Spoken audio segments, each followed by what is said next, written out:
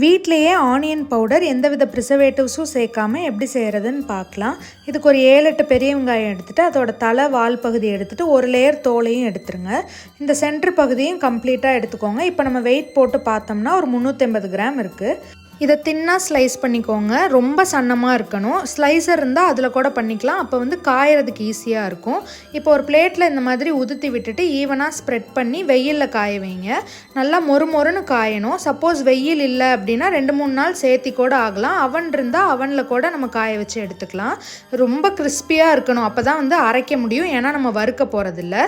காஞ்சதுக்கப்புறம் வெயிட் போட்டு பார்த்தோம்னா முன்னே இருந்ததுக்கு இப்போ 52 கிராம்ஸ் தான் இருக்குது. ஈரப்பதம்லாம் கம்ப்ளீட்டாக போயிடுச்சு. இப்போ இதை ஒரு பிளெண்டரில் சேர்த்து நல்லா ஃபைன் பவுடராக அரைச்சிக்கோங்க. கொஞ்சம் பொறுமையாக அரைச்சிக்கோங்க. இதை ஒரு சல்லடையில் சேர்த்துட்டு நம்ம சலிச்சுக்கலாம். ஏன்னா திப்பியாக இருக்கும். இதை தூக்கி போட்டுட்டு ஏர்டைட் கண்டெய்னரில் ஸ்டோர் பண்ணால் போதும். நம்ம ஆனியன் பவுடர் டக்குன்னு ரெடி ஆயிடுச்சு.